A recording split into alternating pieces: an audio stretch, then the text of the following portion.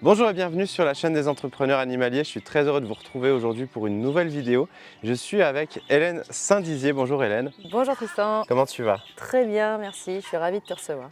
Merci de nous accueillir. Alors, on est dans un lieu un peu particulier qui s'appelle Ethopark. Est-ce que tu peux nous expliquer ce que veut dire Ethopark déjà? Ouais. En gros, c'est un raccourci entre une forme de parc animalier et l'éthologie, puisque je suis éthologue de formation. Donc, Alors, on est tous très curieux de savoir ce que ça veut dire, l'éthologie. Alors, l'éthologie, c'est une science déjà, puisque ça vient de logos en grec, qui veut dire étude scientifique, et de ethos, qui en grec veut dire mœurs. Dans le sens comportement, donc c'est l'étude scientifique du comportement. Ça peut être du comportement animal ou du comportement humain aussi. C'est centré vraiment sur le comportement et ce qu'on définit comme comportement, c'est un mouvement, une action. Et ça sert à quoi? Alors à la base, c'était pour comprendre le sens de certaines actions de certaines espèces. Et moi, ici, j'essaye de vulgariser cette discipline sur les espèces présentes sur la ferme, donc uniquement les espèces domestiques. Des espèces avec lesquelles on vit au quotidien, qu'on est tous persuadés de connaître et de comprendre, et finalement, peut-être pas si bien que ça. C'est une science hyper récente par rapport aux autres disciplines scientifiques, ce qui fait qu'on n'a pas encore non plus beaucoup de connaissances. On en apprend tous les jours et on découvre des choses passionnantes. En fait, quand les gens viennent ici, ils me disent « Ah, mais je savais pas que mon chat, il faisait ça, pour ça ». Et mon objectif, c'est vraiment d'avoir des connaissances, enfin de donner des connaissances sur les émotions, comment l'animal apprend, est-ce qu'une poule, elle est capable d'apprendre, est-ce qu'une vache est capable d'aimer, est-ce qu'un cheval a besoin de manger toute la journée, ce genre de choses. Et est-ce que ça peut s'observer tout ça? Bien sûr. Alors, pas toujours au quotidien. Je ne peux pas garantir que vous allez voir une vache me faire un bisou aujourd'hui. Mais en tout cas, je peux sourcer mes connaissances, c'est-à-dire apporter des sources scientifiques sur ces connaissances, les vulgariser à tous les publics. Et oui, c'est l'objet. Enfin, voilà, on arrive à faire des jolies choses du coup ici. L'éthologie en application directe, je vous propose qu'on aille voir. T'es d'accord? Avec plaisir. Allez, on y va.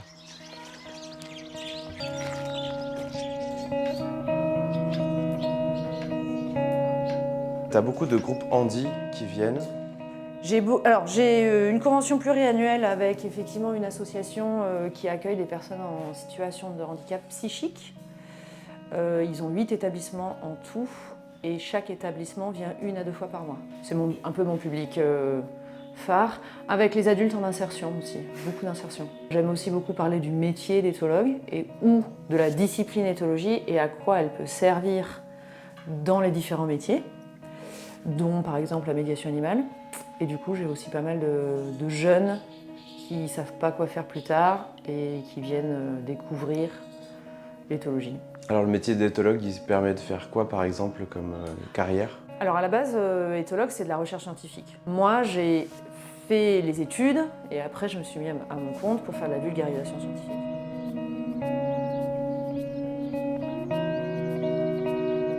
Pour te sensibiliser un peu à l'éthologie de manière générale, on s'appuie sur la découverte des besoins éthologiques de chaque espèce.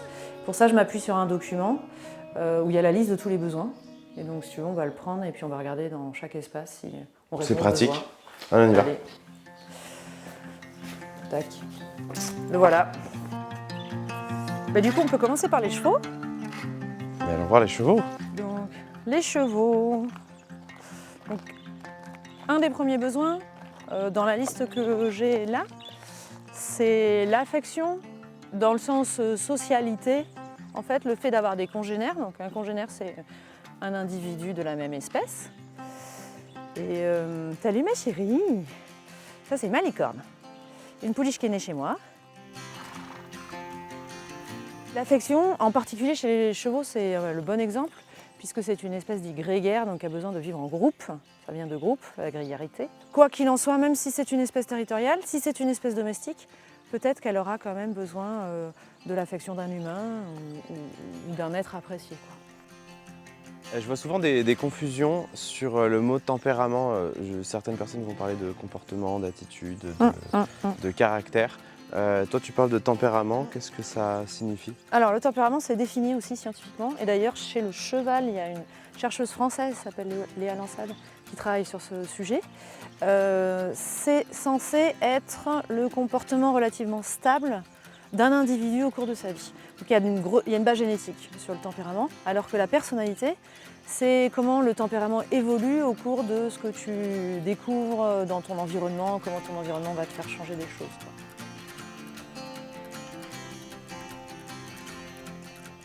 Ah tiens, il y a Malicorne qui va téter sa mère. Alors ça, c'est hyper intéressant parce qu'elle a 3 ans.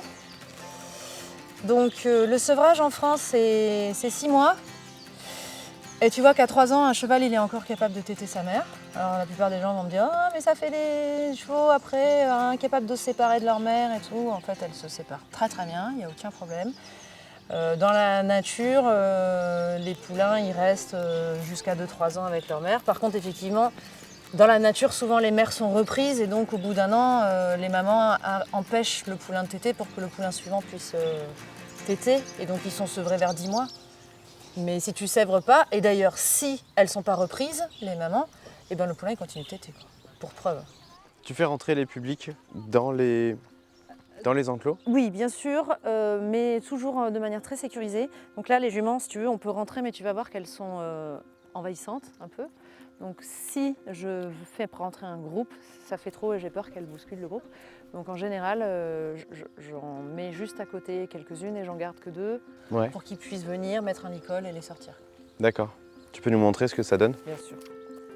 Allez les filles. Donc là, comme on n'est pas très nombreux, on peut y aller tous les 2.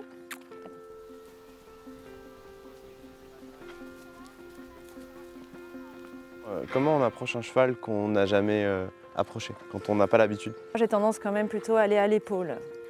Je trouve que l'épaule, c'est probablement le plus adapté. Il te voit bien. Il faut savoir qu'il y a des zones qu'il ne voit pas.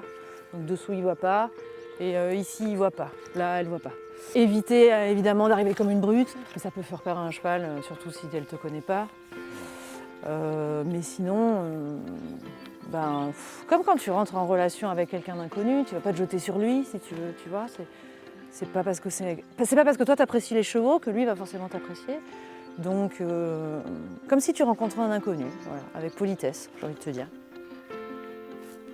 Un cheval, par contre, ça a besoin de manger quasiment toute la journée. Combien d'heures par jour à peu près? 60% de sa journée. Et normalement, il faudrait qu'elle ne soit pas sans manger plus de 4 heures. Alors évidemment, si tu fais ça avec des poneys comme ça, surtout qu'ils n'ont pas beaucoup d'activité pour manger, si tu ne les fais pas bouger pour manger, elles deviennent obèses, quoi. Donc il y a pas mal de systèmes aujourd'hui qui ne sont pas trop démontrés scientifiquement d'ailleurs encore. On n'arrive pas à montrer que ça a un avantage. Ce qu'on appelle les paddock paradise, donc c'est le fait de les faire marcher pour manger. C'est très à la mode en tout cas. C'est très à la mode, ouais. Mais c'est pas encore vraiment démontré. Mais bon, on arrive quand même à montrer par exemple que le fait de manger au fil, donc de déplacer un fil pour avoir de l'herbe tous les jours, ça aide à ne pas trop grossir. Et donc c'est ce que je fais. Voilà. En gros, j'ai 25 hectares, donc on a de l'espace et tous les jours je déplace la clôture pour qu'elle mange des herbes hautes, quoi. Du coup, là, en fait, on a fait les 2 premiers points. On a parlé de la grégarité ou de la socialité, donc le premier point qui est l'affection des besoins. Et le deuxième, c'est l'alimentation. Donc en fait, c'est le fait d'avoir une alimentation adaptée. Évidemment, tout le monde pense à donner à manger à son animal. Mais en fait, comment on sait quelle est l'alimentation adaptée?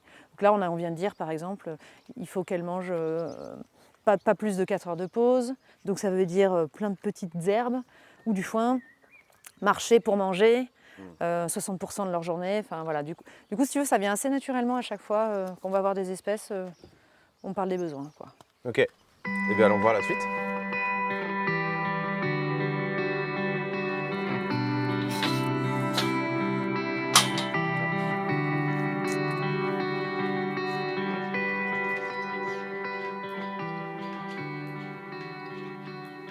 Là, on est aux vaches.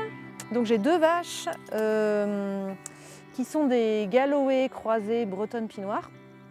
Donc une vache plutôt laitière, la bretonne pinot. En fait, la plupart des gens savent ce que c'est qu'une vache, ont déjà vu une vache dans un pré, mais ils n'ont jamais touché une vache, approché une vache. Ils ne savent pas que ça a une langue de chat hyper râpeuse, que ça bave de ouf. Et pourquoi ça bave? Justement, on en est au besoin de l'eau. En fait, une vache a besoin de beaucoup boire. Elle ne peut pas rester plus de quelques heures sans boire. Sinon, elles font ce qu'on appelle une acidose, un problème d'estomac.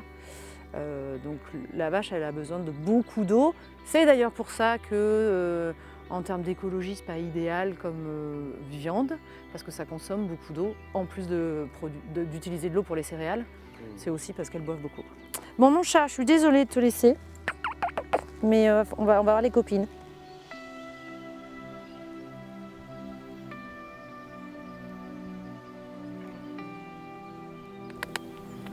Viens, mon cœur.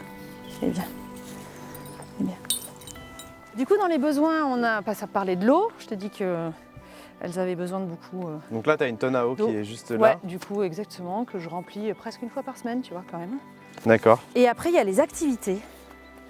Alors, les activités, chez les animaux, c'est ce qui pousse pas mal de parcs zoologiques ou les endroits où il y a des animaux enfermés à créer ce qu'on appelle des enrichissements. Donc, c'est enrichir l'environnement de l'animal. Évidemment, il faut que ces activités soient adaptées. Tu ne vas pas demander à une vache de nager, par exemple. Donc moi, les vaches, là, elles ont un environnement déjà pas mal enrichi. Mais c'est vrai que, parce qu'elles vivent dans un pré où il y a des bois, il y a des brosses pour se gratter, elles vivent ensemble, donc tout ça fait qu'il y a de l'enrichissement.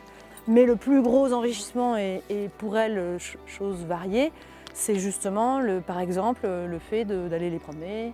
On fait de l'agility avec elles, ou on les brosse, ou le fait de voir du public. Ça crée de l'enrichissement en fait. On a sélectionné la plupart de nos animaux domestiques un peu sur la cognition aussi, ils ne sont pas stupides, parce qu'on les a sélectionnés là-dessus, ce sont des animaux domestiques et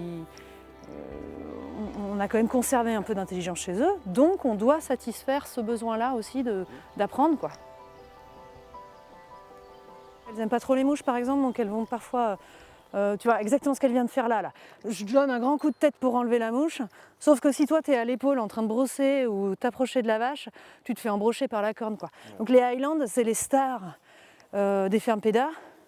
Moi je trouve que c'est pas une bonne idée parce qu'elles ont des cornes de ouf et tu te fais vite embrocher, quoi. Donc j'ai choisi la Galloway au-delà de sa rusticité, pour ça essentiellement. J'avais pas envie de les écorner à la naissance, quoi. Ouais. Là, au moins, c'est naturel.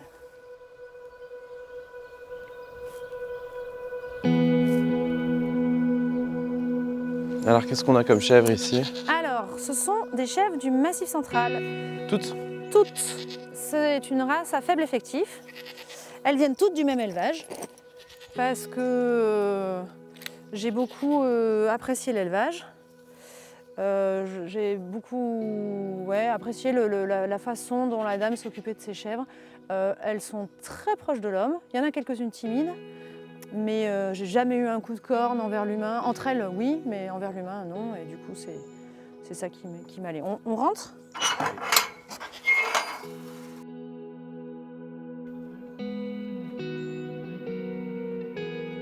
Du coup, sur les besoins, on en est où? On en est à la protection, par exemple.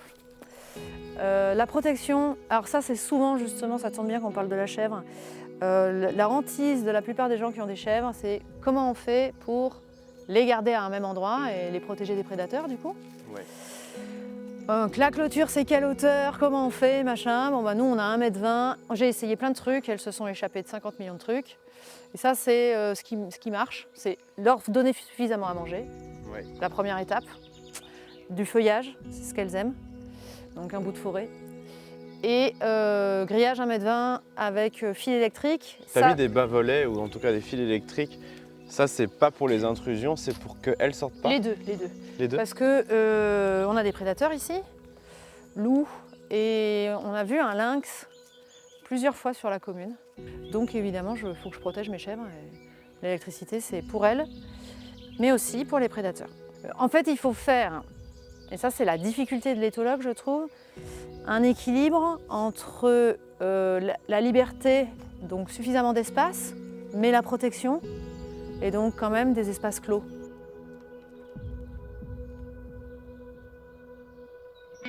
Créer un projet comme celui d'Hélène, c'est pas forcément quelque chose de facile, mais c'est tout à fait réalisable et vous pouvez vivre de votre passion pour la nature et pour l'animal. Si vous avez envie de vous lancer dans une aventure comme ça, ne le faites pas seul. C'est pour ça qu'on a créé l'incubateur des entrepreneurs animaliers, un club dans lequel vous avez tout un écosystème qui vous accompagne, qui vous permet de vous former, mais aussi d'avoir une communauté et des outils pour pouvoir avancer sur votre projet. Moi, ce que je vous propose, c'est de porter votre candidature. Donc, on va vous mettre le lien sous la vidéo. Vous allez avoir un formulaire de candidature, on ne retient pas tout le monde. Vous devrez prendre le temps de répondre à certaines questions. Et ce que je peux vous garantir, c'est qu'on va prendre le temps d'analyser vos réponses. Et si votre candidature est retenue, on vous contactera pour vous expliquer la marche à suivre.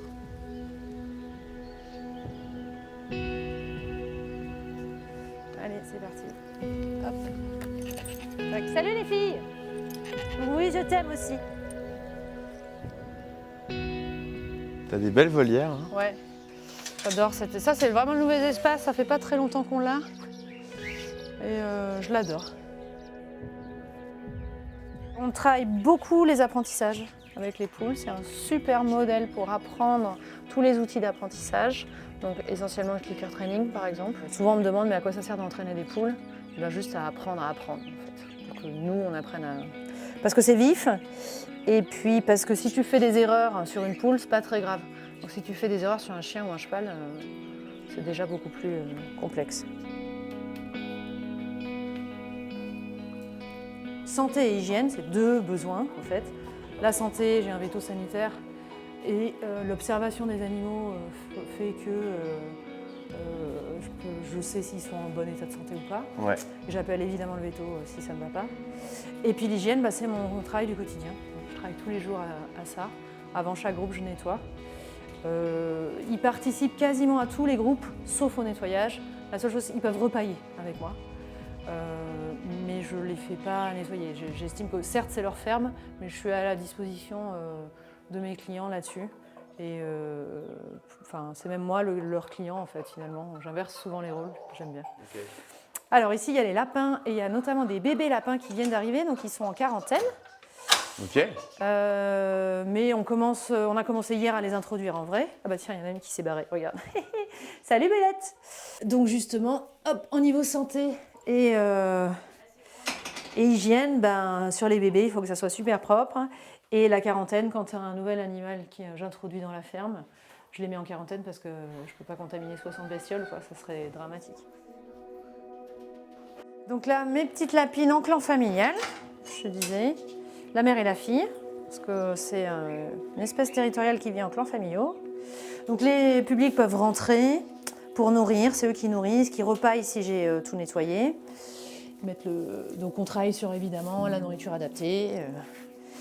D'ailleurs, tu vois, regarde cette cabane là, c'est un des groupes qui me l'a fait, un des groupes qui vient régulièrement. Ouais. Je te disais, c'est leur espace, donc c'est eux qui s'occupent de leurs animaux comme ils ont envie de le faire. Et donc souvent, ils construisent des choses pour eux adaptées à l'espèce, quoi. Selon les publics, ben, tout le monde rentre, hein, bon, sauf les fauteuils, mais les fauteuils, je prends l'animal et on va dans le couloir. Sinon, tout le monde rentre. Il faut faire attention là où on met les pieds pour ne pas marcher sur un lapin, évidemment. Comme tout est nettoyé, propre, quand j'ai du public, ben, je les fais s'asseoir avec des aliments que les animaux aiment. Et c'est les animaux qui montent sur le public et pas qu'ils les prennent pour les porter sur eux. Pour moi, ça, c'est important. Allez. C'est parti. Qu'est-ce qu'il y a, mes poulettes? Allez, viens, je t'emmène dans un de mes espaces préférés.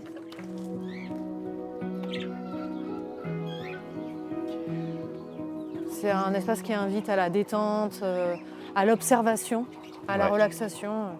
C'est que des oiseaux qu'on m'a donnés, qui sont quand même assez âgés et qui étaient dans une toute petite cage avant. C'est-à-dire les calopsites n'arrivaient même pas à voler. Elles ont réappris à voler ici. Ouais, assez vite hein, en vrai.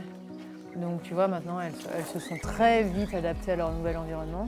Donc là on est au dernier espace à visiter de la ferme. Est-ce qu'on peut en profiter justement pour récapituler un petit peu les 8 points des besoins des animaux dont tu nous as parlé, mais en prenant un peu cette belle volière en exemple? Oui, bien sûr.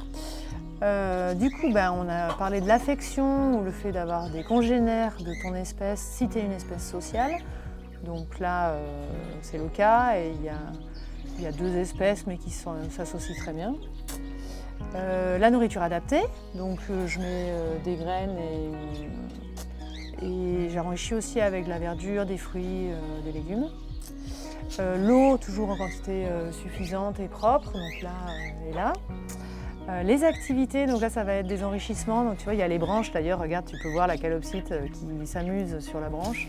La santé, donc elles ne sont pas vaccinées, hein, parce qu'il n'y a pas de vaccin chez la perruche, mais si j'ai un problème de santé je pourrais aller chez un vétérinaire NAC. Je leur mets régulièrement des vitamines, enfin je fais en sorte qu'elles soient en bonne santé, quoi. L'hygiène, ben, on nettoie, il faut nettoyer tous les jours. La sécurité, la volière est fermée, il ne faut pas qu'elle puisse hybrider avec des espèces sauvages. Ce sont des espèces domestiques, donc elles doivent rester entre elles et pas s'échapper. Et en même temps, il faut qu'elles aient quand même suffisamment d'espace, donc la liberté.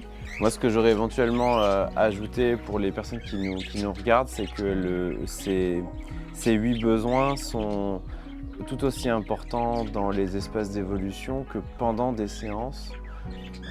Mais je sais que tu en prends bien soin. Mais quand on sort les animaux dans le cadre d'une activité, on peut être amené à déséquilibrer un peu tout ça ou à retirer temporairement certaines de ses libertés. Il faut s'assurer qu'on le retire le plus temporairement possible, le moins longtemps possible. Et à mon avis, il y en a qui sont plus négociables que d'autres. La nourriture, qu'ils n'aient pas accès à la nourriture pendant une demi-heure, c'est pas grave. Mais qu'ils n'aient pas accès à l'eau, par exemple, ça peut être quelque chose de très embêtant. Moi, ce que j'aime sur le fait de travailler en ferme d'animation plutôt que d'aller en établissement, même si c'est pas forcément pour tous les publics du coup, c'est des publics polyhandicapés qui ont plus de mal, même si certains viennent, hein, mais ils ont plus de mal à venir ici. C'est le fait justement qu'on est dans l'environnement des animaux. Et donc, tu réponds déjà à leurs besoins en fait. Et puis ça permet de varier aussi. Si tu as une personne qui a peur des poules, ce jour-là, ou tu as une poule qui n'est pas bien, ce jour-là, tu travailles avec les chevaux, quoi. En fait, ou avec les chiens, suffisamment d'espace pour pouvoir tourner.